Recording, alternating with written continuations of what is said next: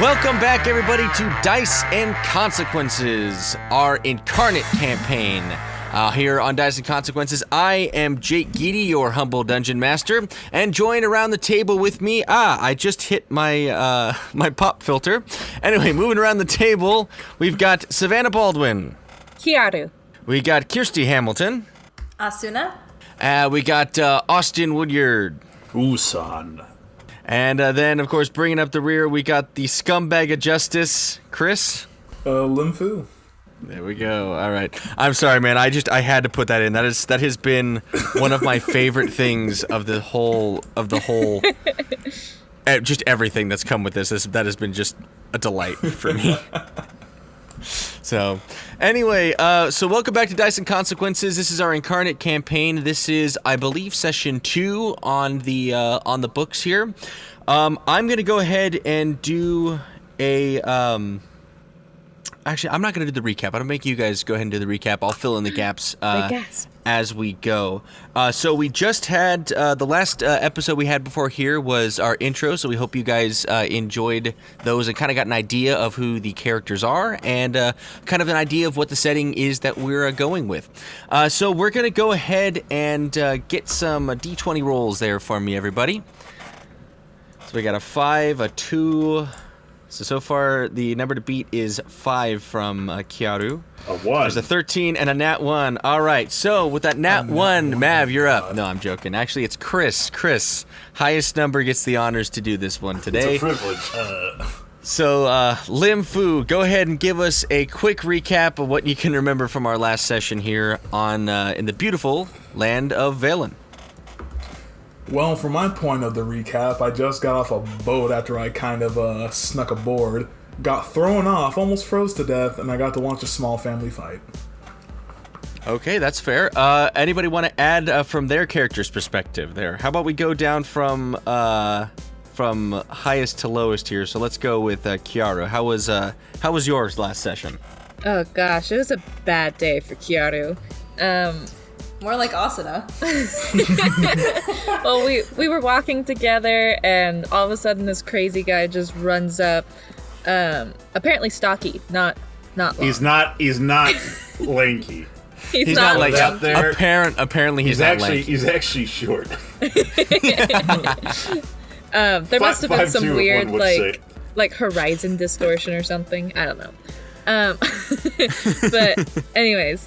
This guy who seemed very threatening, Kiaru ended up accidentally hitting her sister when trying to stop him, and then the threatening character put Mr. Korematsu, the repairman / antique fixer, into his floor in his shop, and when Kiaru went to help the poor guy, he got knocked out again, somehow, and...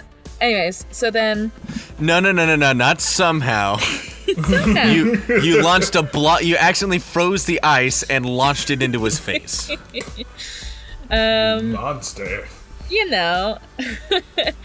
We ended up going to get our grandma, who was healing, our friend Lim here. Oh, and then Usan showed up and started trying to talk to us, and then all of a sudden he knew our language, which was really cool. And then I don't know about cool, kind of shady, I don't know. And then bad things happen. Would someone like to say that part? We'll go ahead and go down to Asuna. So Asuna, what happened to yours? I'll go ahead and cover the rest of the stuff in the recap there. Well, some crazy things happened, and essentially, hold on. Was there like a cloud of shadowy thing that launched our grandma out of our little igloo and then took over our chief and just did a lot of bad things? It was really traumatizing. And I'm not sure all of that was an accident on Kiaru's part. Oh, so you think it was Kiaru's fault then? I mean, I don't know. It's probably Kiaru's fault. Probably. With the weird shadow thing? I mean, maybe not that part, but maybe everything leading up to it. Oh, you mean me hitting you? Yeah, I don't think that was an accident. I mean, mostly. Mostly. At least, I didn't mean for it to happen twice. Oh, got it. I'll keep that in mind. All right. And then we'll go down to Usan. What happened? Yeah, so I got brought to this place, not of my own volition. Got chased around by the locals. Huge misunderstanding. And then my book go ahead and revealed itself to the rest of these fine folk. That's true. All right. So let me go ahead and fill in the gaps in what we have here. All right. So we started on a crisp day in Kairiku, the island here, which is the beautiful colony that Asuna and Kyaru call their home. We started with Usan, who awoke in an ice barn, being licked by one of the local livestock, and then he decided he shouldn't be here, especially after the young farm girl opened the barn door, screamed in an unintelligible language to him, and ran away to the house. Her father then came out and started hucking ice spears at him. He ran into town after breaking through several other people's houses and meeting our lovely twins as they were going to market. Asuna decided she was going to rush right in, and Kyaru tried to take action herself and ended up, freezing her sister to the side of the wall, Well, not then that time. Hitting her in the back of the head with another thing.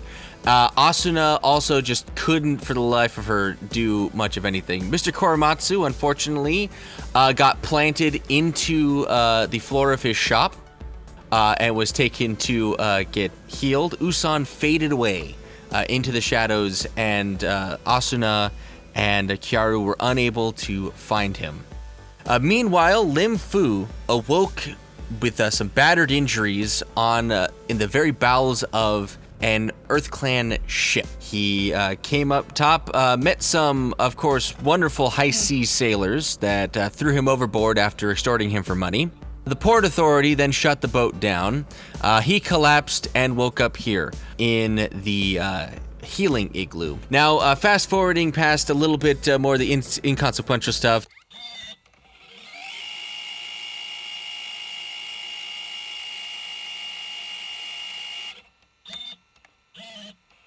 The book appeared before everybody. I believe it actually killed the village elder. Something else catapulted Gran out of the igloo, as was mentioned before, and the snowfall became black with soot, and giant rocks and fire got launched into the town. Usan had made his escape, and when the book called, he collapsed. Usan awoke in the snowbank to see the harbor full of black metal ships. Asuna ran out to check on Gran, and Kyaru and Lim are now standing in the igloo waiting to take action. And that is where we find our wonderful heroes as we start. So we're going to go ahead and start with Kyaru and Lim. So you guys are here in the igloo. Let's go. Actually, I had just run outside to go check on Graham when everything happened. I wasn't sure if you'd done that yet. So, okay. So you guys have just run out. So you run out of the igloo, okay? And as you step out of the healer's hut, you see a gathering of people kind of around Gran. There are people like screaming and going like, oh, what's going, what's going on? There's a lot of murmuring as they look over at the igloo and they look at the woman's body in the street. You see Asuna kneeling at your Gran's side and holding her hand and like patting the top of her hand, not daring to touch her face. Kyaru, as you guys approach, Lim steps forward and you rush to your grandma's side. As that happens, a huge explosion goes off as a giant rock flies through and crushes one of the buildings about a block away from you, sending snow and ice flying everywhere. And this sends everybody else now into a frenzy. People are running around now scared, trying to figure out what's going on. The sirens come on over the public address system that is throughout your whole town. The voice comes on telling everybody to remain calm and to go to their designated shelters. The men and fighting women are called to the harbor to defend from the invaders.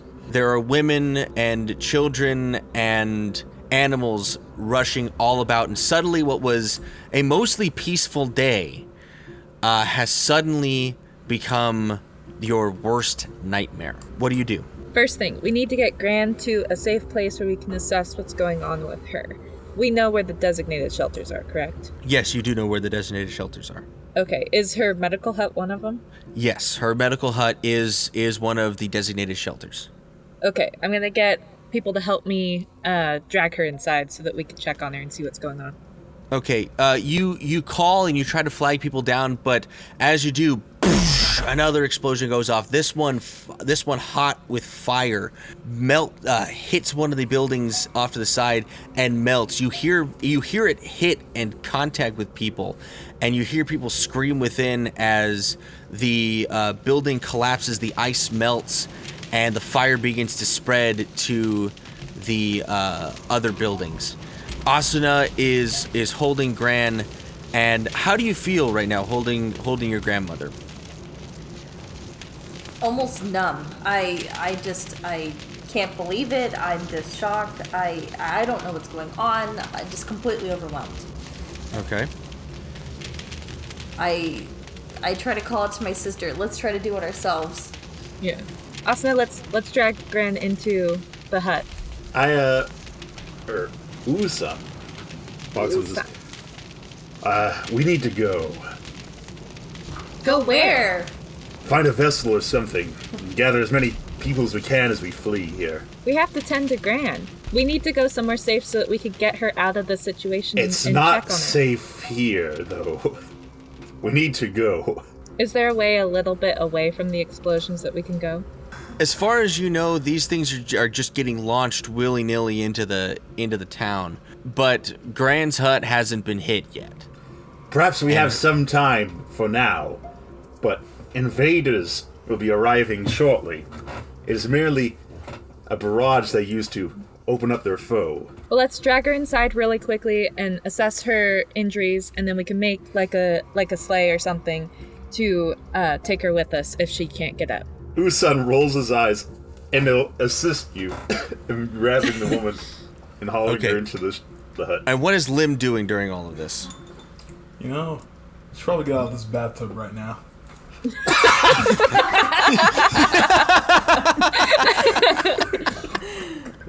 You were out of the bathtub. He got back in. I was just like, no, this isn't my time.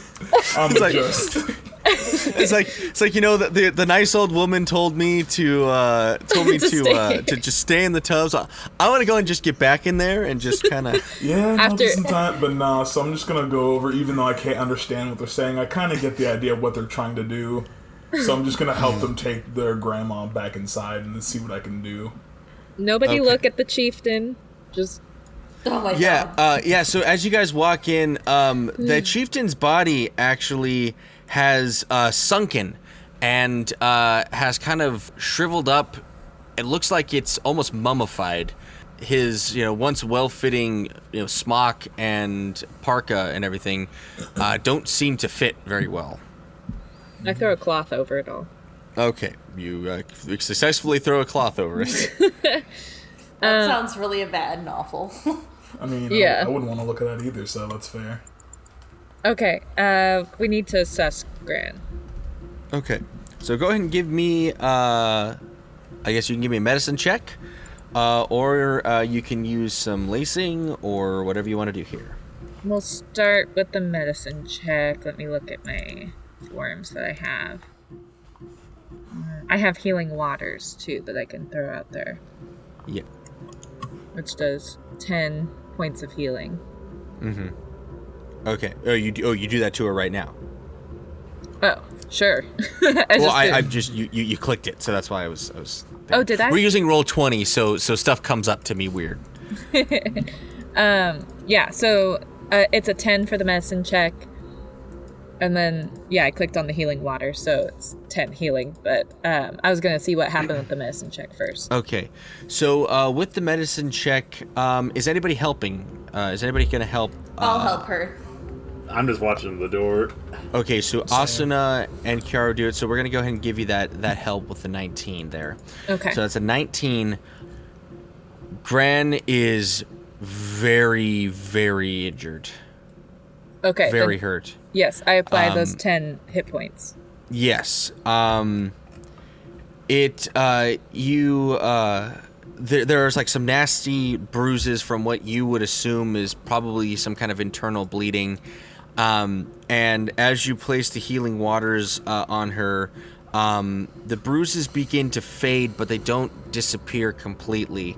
Her clavicle, which was almost completely powdered from the impact, does fuse itself back, and her chest almost seems like it rises up again to where it normally would be, and she stirs feebly. Gran, are you okay? Kiaru? Dear, is that you? Yes. Try to take it easy. We're gonna get you out of here. I'm not worried, dear. I'm with you.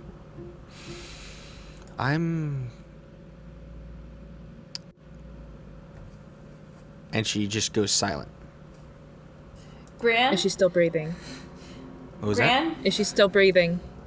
Yeah, so as Asuna goes, Gran, and shakes her slightly, she goes, as she kind of wakes up, but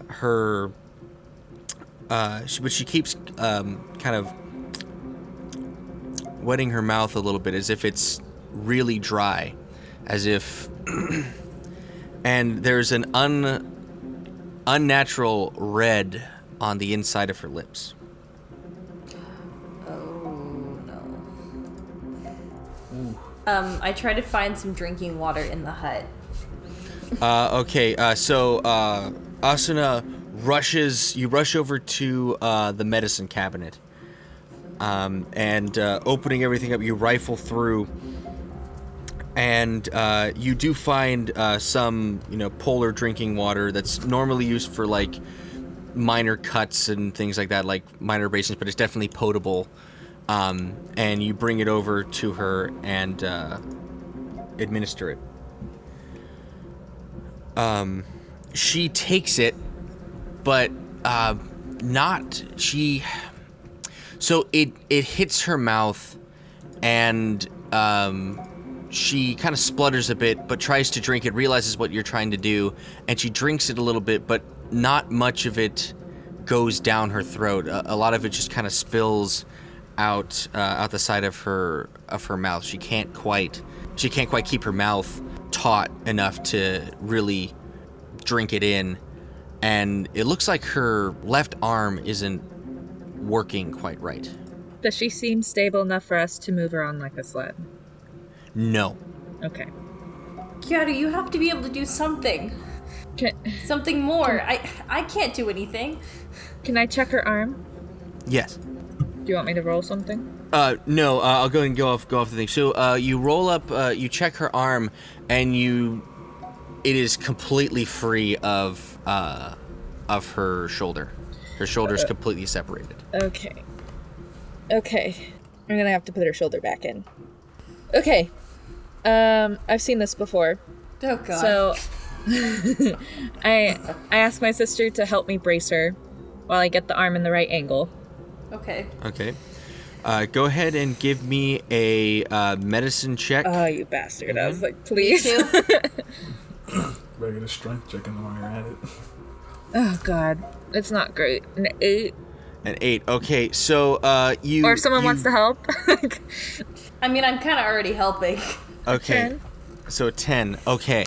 So you managed to get the bone in, like to slot it back in, but you hear like a like that as like a kind of like pop as you probably did some soft tissue damage in there as well. We can live with that.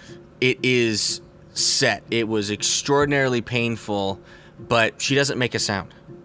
She doesn't make a sound. Grandma, did you feel that? And her eyes kind of flutter open for a bit, and she looks over at Asuna.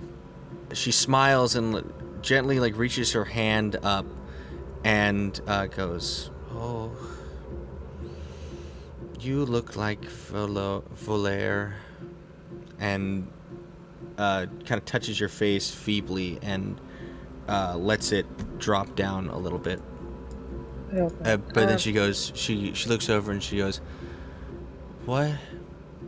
What's wrong? I need to check her spine. Okay. I want to check her back. Let's go. Okay. In her neck. Okay, I'm helping.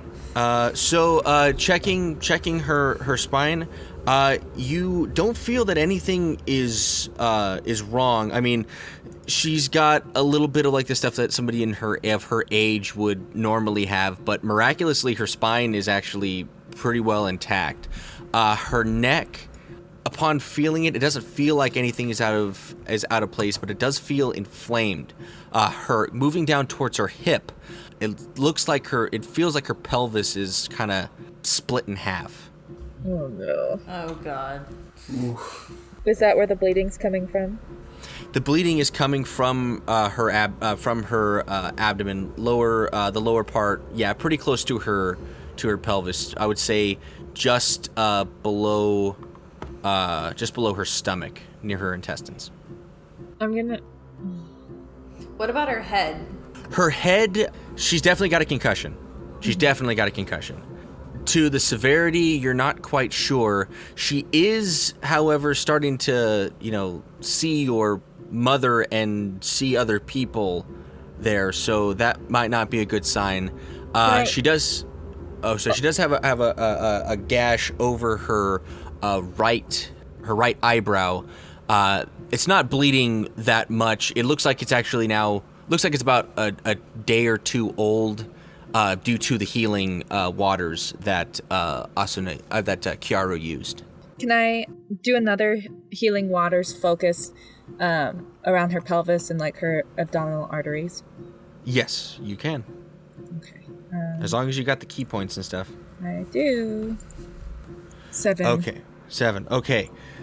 So she gasps and rise in pain for a second as you touch, because obviously all of the pain is focused in her stomach and pelvis, right? Mm-hmm. And so as you do it, you hear what sounds like some snapping kind of coming together, and the bruise does look like it's even smaller, but it doesn't go away.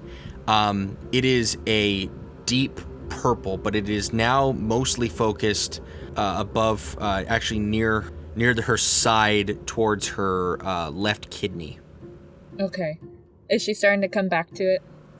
No, she is still moderately responsive. Will doing another healing waters near her kidney bring her back? Might have to be, I don't know. I don't know. That depends on how you roll. What were you saying, Asuna? Well, it might not be her kidney alone. I mean, the concussion's probably affecting her as well. We don't know how bad it is, remember? Yeah, that responsiveness, it could be doing that. I'm worried about her bleeding internally. Now, there are other things in the healing hut that you can potentially use. I want to remind you that you are in, Can we place her in that pool? Yes, you can. Will that help? Okay. Hopefully. Let's try it. Can't hurt. Put her in my bath water. Yeah, so Oh god. so as you guys drag your grandmother over, her arm does come back out of the socket, You didn't set it quite well enough. You have learned how to form these beds, how to recharge them, and how to make them how they're supposed to be, right? You sit there, and this is going to take 10 minutes to fully prepare the thing and clean it from limbs, injuries, and rejuvenate the water. Okay. What are the other things that are around? There are her medicine cabinets, and that have like herbal things, poultices, stuff used for treating like minor things. This bed is like the major injury thing. And she doesn't really have like a surgery per se, because medicine is mostly tied to magic here, or tied to lacing. So there are doctors, but not many of them would just cut into a person. And you also do not have the skill set for that. No. We've got to do everything we can. If this bed is the thing that's going to be the most effective, then we need to do that. Okay. So you'll go ahead and do that. So that is going to be a ritual. And that is you're going to have to stay there and concentrate and get all this stuff done. Meanwhile, your grandmother is still very injured, but she's a lot less injured than she was. She will still be losing health and kind of fading in and out of consciousness, and she won't be making death saves yet, because she hasn't gone completely unconscious. But she is bleeding out. And it unfortunately is not something that you can really stop, because it's inside her body. But if I get her on the table, can I get it to stop? If you're able to prepare her, or prepare the bed and get her in it and start the rejuvenation ritual and stuff like that, and get it all done together, then yes. She will be able to heal her internal injuries. Okay. I'm doing this as fast as I can, and I'm telling Asuna to keep her awake. Okay. So Asuna is going to keep her awake. We're going to go ahead and jump to Usan and Lim. So for the girls, the sounds of the definite battle outside have they have gone into complete tunnel vision, and they have blocked everything out that doesn't have to do with their little world right now. Usan and Lim, however, you hear there is fighting. You hear the of fire, of like literal fire blasts being launched. You hear like the whistle of water whips and ice getting thrown. You also hear something very familiar to Lim, giant boulders being picked up and catapulted, in addition to the large explosions that are being launched from somewhere off the coast. And you guys are still standing here in the surgery. So what do you do? Well, I'm just gonna talk with him, because I know they're already focused, just pretty much. I mean, we might as well go out there and try to help. I mean, we both know that she's not gonna make it, so let them have their peace, and at least they can say they tried. So let's go out there and help them. I nod. A man of logic. Can you fight? I mean, feeling better than before, so yeah, I'm pretty sure I can be able to help you. I can't imagine all the people that are dying right now. Let's go. Yeah, I mean, personally, I'd like to have the water wand with us. That way she can heal people that are outside. People that we know are gonna, kind of make it to the next day. It's very selfish, I realize. We'll do what we can. Alright, let's head out. And as you guys step onto the thoroughfare, you run into two guys who are dressed in EarthClan green. They are carrying what look like sacks and stuff over their head, over their shoulders. They look at you, and immediately the first one launches a boulder looks like it's coming at Lim. How does a 22? 22, yeah, 22 definitely hits. No, that's a miss. And does 2 damage to you. And at that point, we are going to go ahead and roll for initiative, ladies and gentlemen. So just, we can do... So here's how we can do, because you guys are still technically in the combat area. We can have Kiaru and Asuna enter into the turn order. However, they can just hold their actions if they like. That's probably a good idea, because that also could help you kind of judge how long it's been that she's been preparing the bath. Yeah. Okay, sounds good. Yeah, that'd be good. All right, here we go. Okay, so I'm going to go ahead and just order the turns real quick in descending order. All right, so here we go into first bit of combat here against your first bit of what looks like lacers. So Asuna, you're up. Are you going to hold your action? Yeah, I'll hold my action. Okay, so we're going to have held action here, and Kiaru holds her action as well, I would assume. So we're going to go down to Usan. All right. I will go and run up to the first one, and we're going to make some attacks on him. And Okay. punch him up. A 7. That's a good one. See. Yeah, starting off strong. 7 does not hit, unfortunately. We'll make an attack as a bonus action. Being a monk. 17. 17's going to hit. 4 bludgeoning. 4 bludgeoning. All right. And that is my turn. All right, so Usan runs up there and does a strike. Does a first strike, and the Earth Lacer is able to duck back, but the bonus attack action, Usan's right arm sort of teleports back, encased in shadow, and then rises up and strikes him across the face before his body returns back to normal. I didn't realize we're going that in the depth. I will make note. What was that? I said I know we're going that in the depth. I'll make note. So it's totally, well, that's kind of a side effect of your thing. Sometimes you don't always get to control it.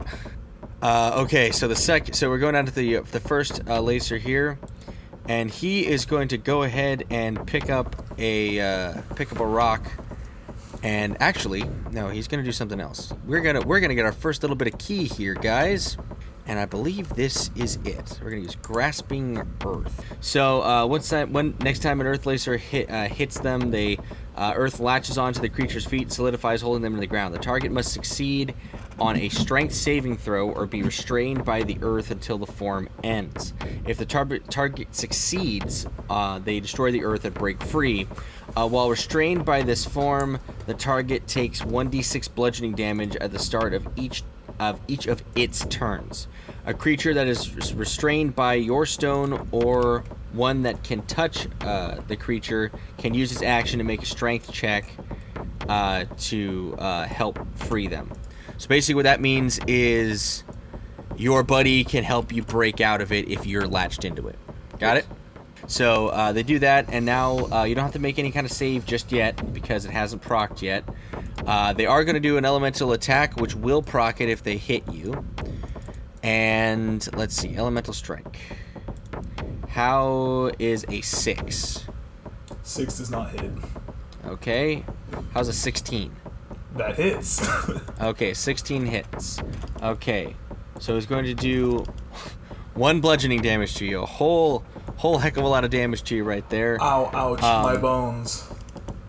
But as they whip out, he kicks up and breaks some rock into sand and hurls it at you in like a thick, almost like a stream of water, but of sand, and it strikes you in the chest, and it does it does hurt a little bit, but it mostly just falls to your feet, and then he looks at you, smiles, and then rotates his wrists up and grabs, and the sand turns into solid stone again and goes around your ankles up to your knees and holds you in place unless you can make the strength save here. So go ahead and give me a strength save.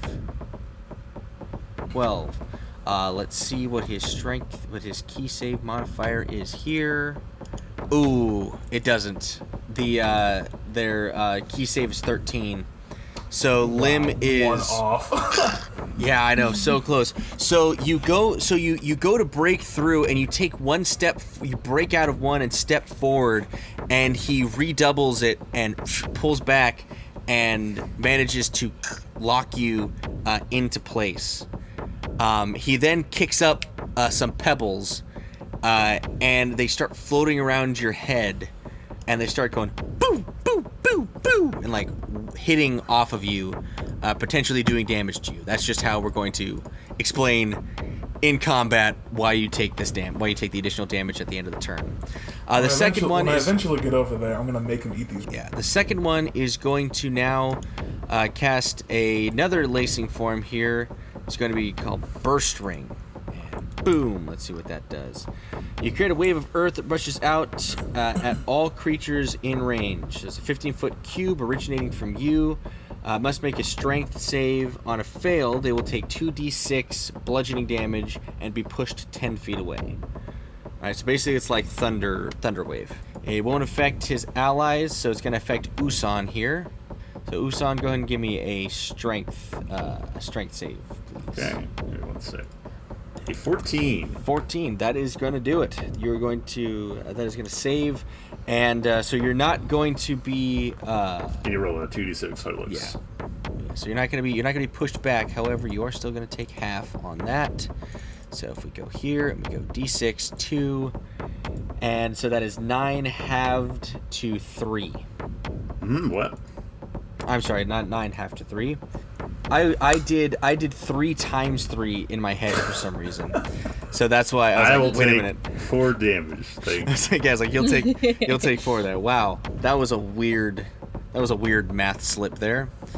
All right. Anyway, moving along, we go down to Lim. All right, Lim, you are not grappled. You're restrained on the ground, so you can't move until you can make a strength check. However, if you do have elemental strike or any other ranged stuff, you can still do it because only your legs are wrapped up. Well, as a non-lacer, I do not have any elemental strikes. Oh no. Well, either I'm gonna try to make that strength. Use that. See if I can get out. Okay, go ahead and make a strength check here. And that is a 10. So that does you do not break 3. Ugh. And you are going to take 1d6 damage from the earth here. And let's see here. 1d6. Boom. I'm gonna do 1 damage to you. Oh, that was actually the late GM roll. That was my bad. Anyway, it does 6 to you. Don't worry about it. Oh, that's worse actually. Alright, so I'm gonna look around to see if there's any debris from the explosion nearby that I can reach. Go ahead and give me a perception check. Okay. So there is some stuff, but you reach down and actually you grab some of the ice, and you pick it up and throw it. But by the time you throw it, it's been so hot, it just water just flings out of your hand and falls feebly into the. Yeah, you have thrown water at several people's at this point. So I mean, at this Sounds point, like just it's your part thing. Yeah, that's pretty much my thing here at this point. guys, I'm a lacer. Look, splash. Now if just a rock can kind of... one of them could throw a rock at me, I'll throw it right back. There we go. All right, so we go back to the top of the order, because I'm assuming that would end Lim's turn. So we go to Asuna, who is, I'm assuming, going to hold your turn again. Yeah, is there anything I can do to help speed up the process with Kiaru, or am I just kind of hanging out? You're basically the only thing that's keeping your grandma from making death saves right now. Okay, great. I'll keep it up. Okay. I don't want to be that fatalist about it, but like, yeah, you're literally it. That's it. So As long as I'm not useless. yes. All right. So here we go. So we're gonna go ahead and move down to Kiaru. I'm gonna keep on preparing until you say it's ready. Okay, and so then we're gonna go down to Usan now, I believe, correct? Yes. Yeah. All right, Usan, what are you doing? All right. We'll make an attack action on the fellow to my right. The guy right in front of you? Yes. All right. Go and give it to me. A 7. 7 is not going to hit. Sweeping miss. Let's make an attack as a bonus action. All right. A 21. 21. Wow, man. 5 bludgeoning. 5 bludgeoning damage. I give him a good sweep. I did a sweeping attack. A diversionary tactic, of course. So the second punch would hit him in the throat. I see. There you go. And I end my All turn. right. We are going to go ahead and drop down to the next one here. So this now Earthlacer. He is going to come up, and let's see if he can actually reach there. Can he reach? Oh, yeah. These are 3. Yeah. He is going to come around and put a flanking action on Usan. And he is going to use... going to expend 1 more key point. And he is going to use Grasping Earth on you. So I need to make a strength... so that just casts. Now he's going to take an elemental strike. Yes. How's the 13? Is a miss. 13 is a miss. Okay. So he has held concentration on the bonus action, so this will be able to last. This lasts for... Did the other fellow make a concentration check when I hit him? No, he did not. Goody. Did you need to do a con save, or... Yes. Okay, give me 1 second. Nat 20. He's fine. Okay. There we go. So he takes a con... I'm sorry, my friend. He's like, don't mention it. Moving along, the guy... So now the one who just made the con save is going to now strike and attack you. This will also proc if he hits. He does a 9 not. is a miss. He's going to try again. A 6 is also... Or 22 is a hit. He's flanked at 22 is going to hit. He now has multi-attack. A thrilling stratagem.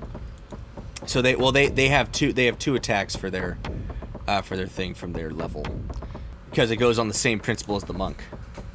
So he uses 2, so that does 2 damage to you, and I need you to make a strength check real quick. Or strength save. An 8. 8 does not. He hits you again with the sand burst and locks you in place. Your hands are still free, though, so you can still punch them, and they are still within punching range. Yes. All right. So now we go to Lim. Alrighty, let's see if I can break free again. Boom. Yes, you kick through and step out powerfully from the rocks as they crumble before your mighty shins.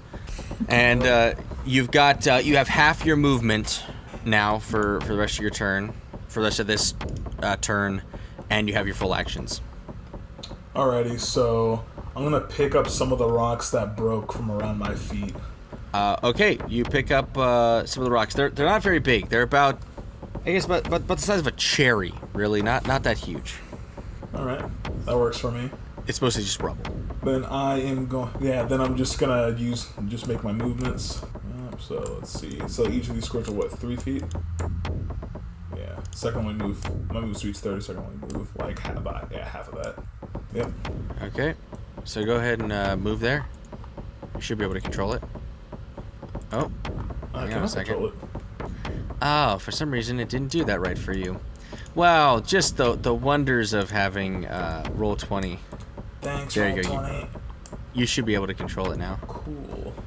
You can use that action to dash, and that will give you your full movement, so you'll be able to get right into the fray.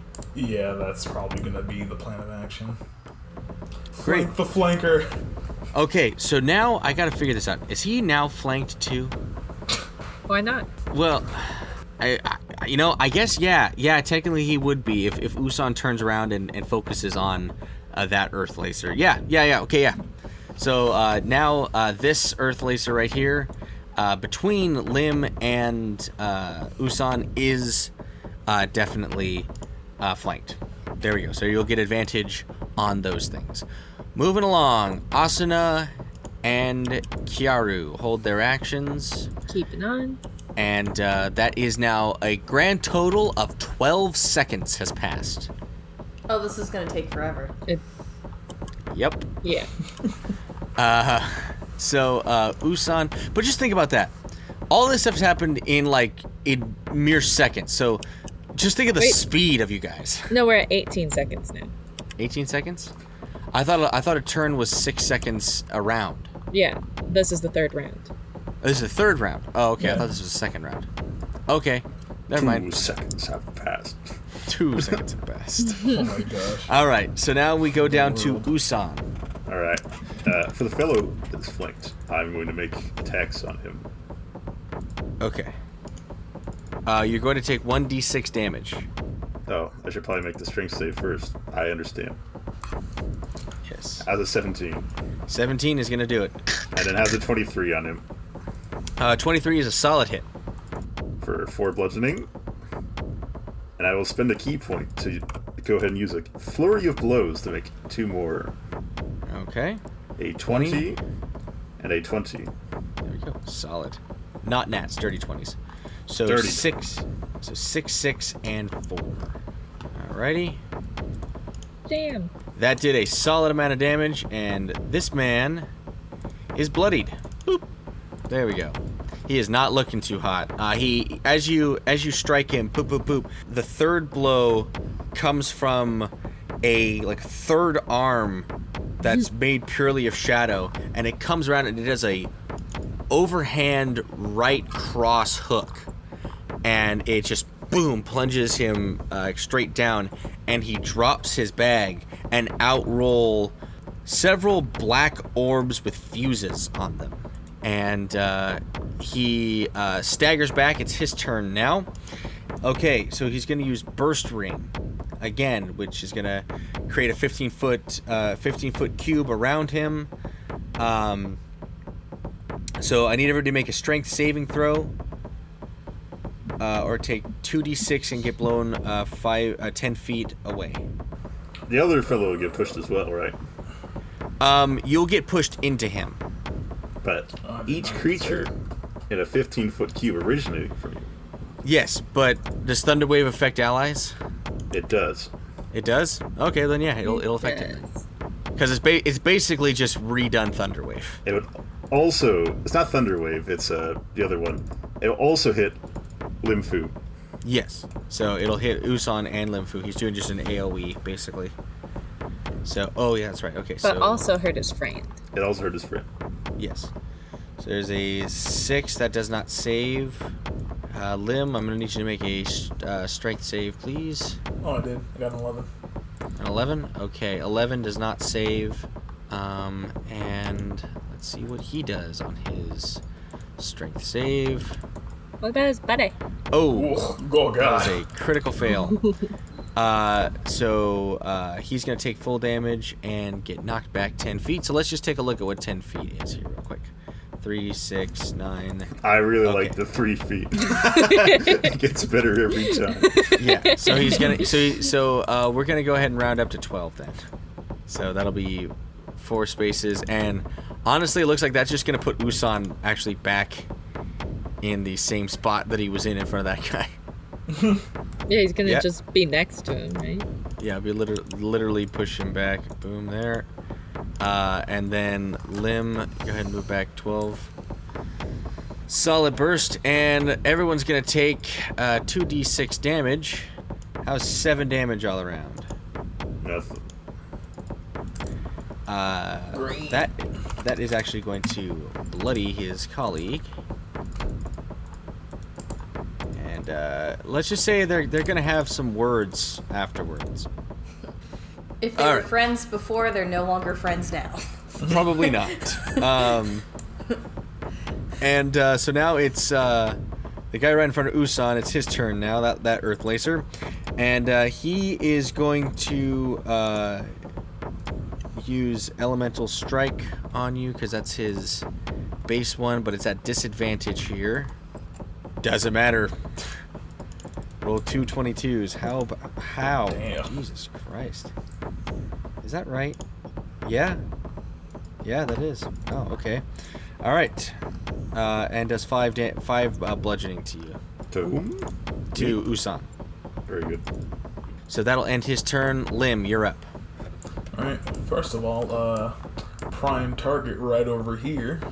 And I'm gonna punch him in the mouth. Okay. Go ahead and roll your attack. Yeah, that'll hit.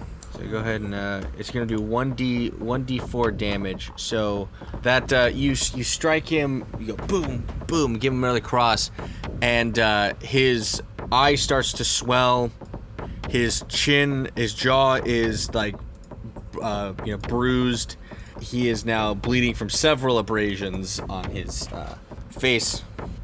Moving along, Asuna again, Kyaru again, and back to Usan. Alright. I'm going to use my Living Shadow feature Okay. as a bonus action. All right. And I'm going to place it right here behind this fellow. And as the same part of the bonus action, I will switch places with it, leaving the shadow here and me behind this guy, and I will attack him. Okay, so hang on a second. I gotta make a copy. So we're gonna make this Usan smaller. Or just put a color on it or something. That works. It's a baby Usan. Jesus. Oh my god. All right, so you're gonna attack him with unknown Gross. strike. Yep, 24 hits and 4 damage. Yes. Okay, are you gonna kill him? Yes. Okay. Damn. Usan. So basically, back.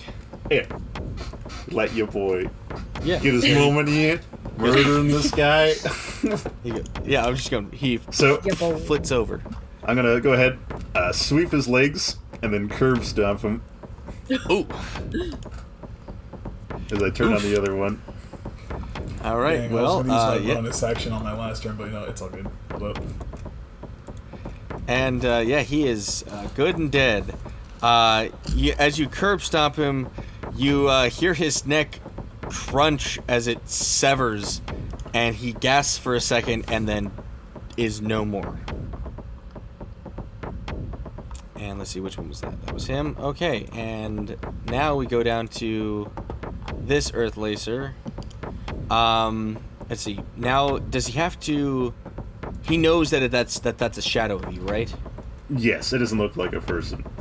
Okay.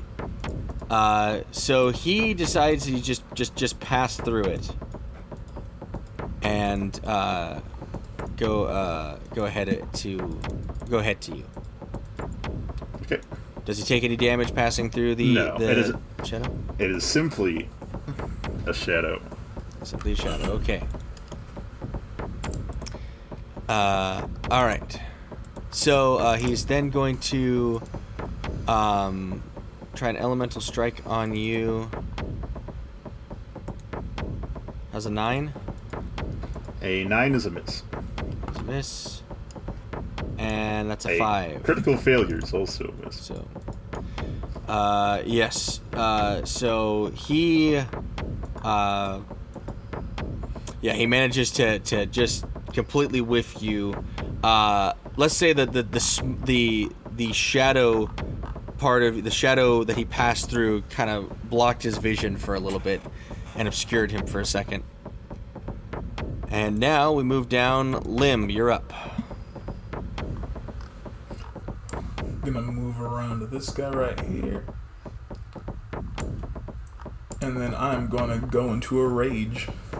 That good old-fashioned barbarian rage. Let's go. And then I'm gonna punch this guy in the face as well. I'm gonna keep on that train. Throat punch, throat punch, throat punch, Just throat punch him, dude. Nah, bro. Always gotta go for the face punch. Just punch. What did you roll? 25. A 25? Yeah, that'll do it. All right, go ahead. Let's see, what's the lowest damage you can do here? So to roll a 1, plus barbarian rage gives me +2, so the lowest I would roll is a 7 on damage. Okay, how are you going to kill him, or are you going to just knock him out? That's a good question, because I do want to brain this guy, but you know what?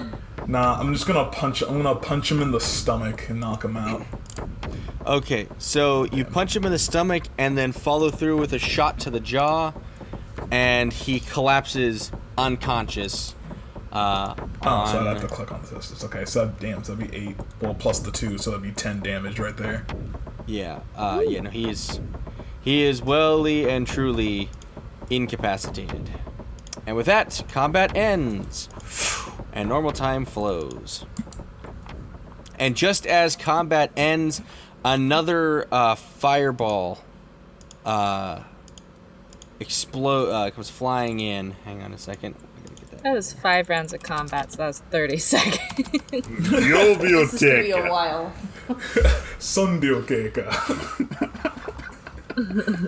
And let's see here.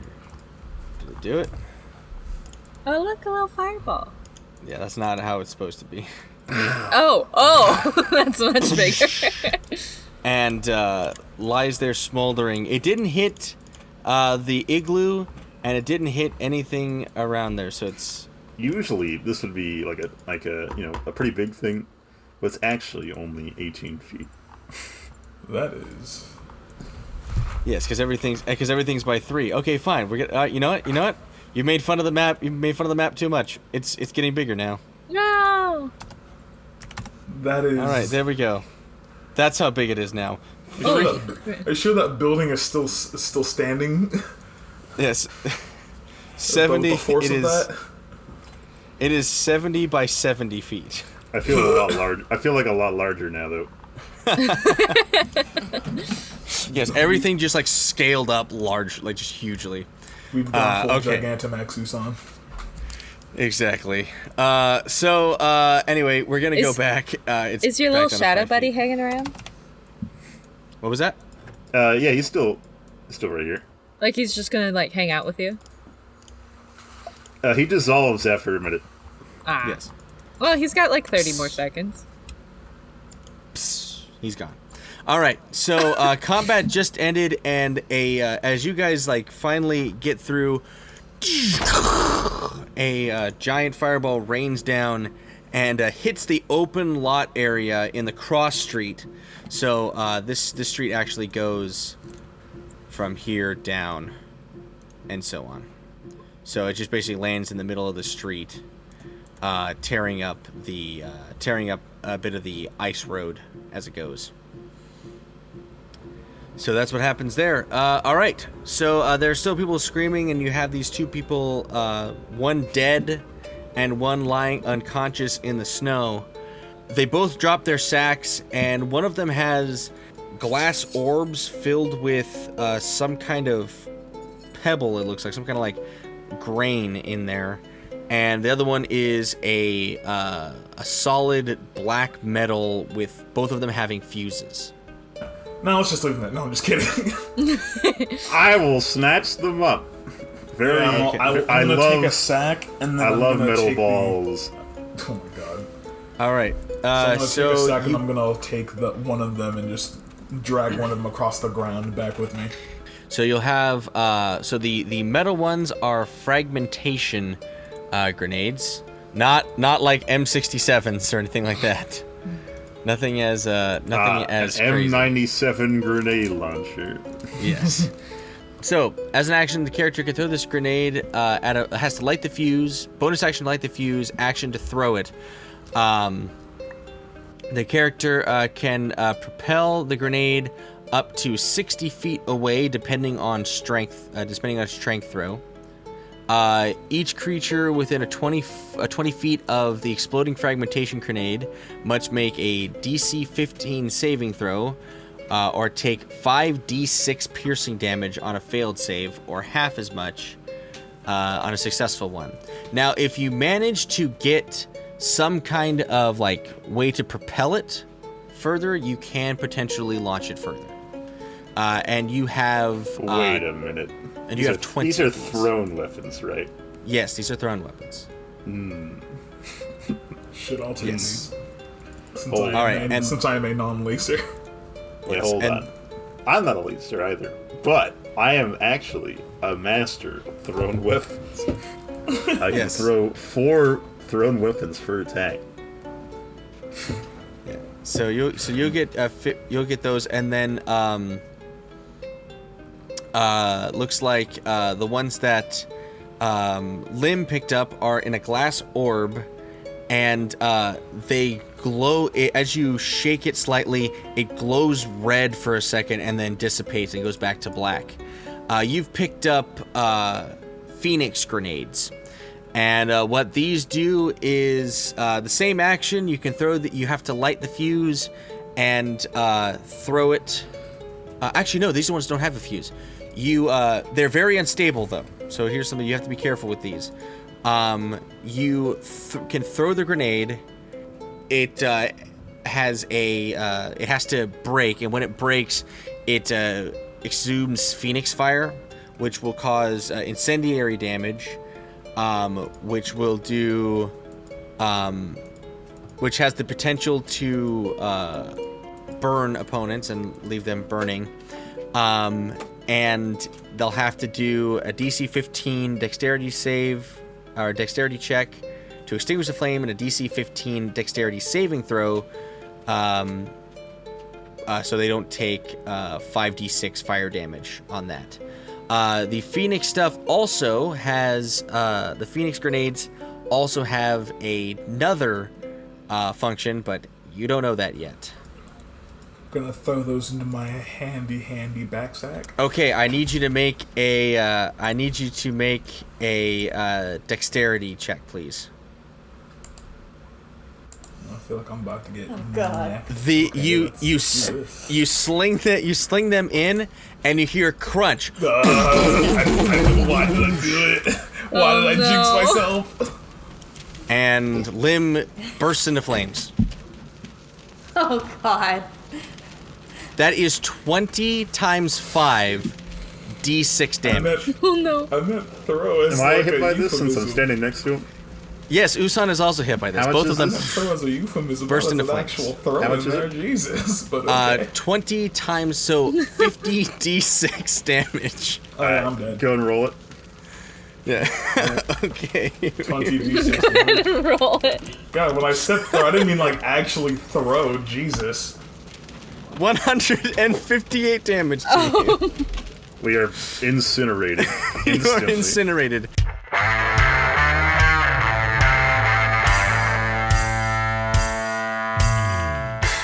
Thank you for listening to this episode of Dice and Consequences. If you enjoyed the show, please follow, subscribe, rate, and review wherever you listen to podcasts. If you want to get in touch with us or stay up to date on any changes with the pod, please follow our Instagram at DiceandPodcast, or you can write us an email at diceandconsequences@gmail.com.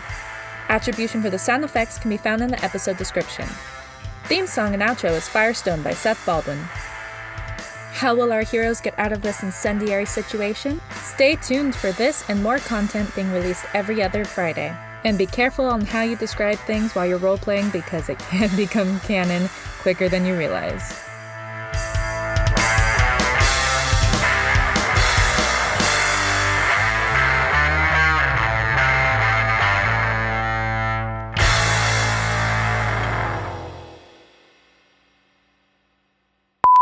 If you ever hear any weird like scratching or anything, that's just Dumpling. I don't really know what to do anymore. She's just making noise. Just making noise to make noise. I've tried eating it. She's not really a fan of that. Its name is Dumpling. I feel like it wants this. It's what it was. It's been waiting for this. When she looks in your eyes, all she's screaming in her mind is "Take me, death." Eat me, eat me, eat me. Consume Oh my me, God. please. Jesus. All right, well, no.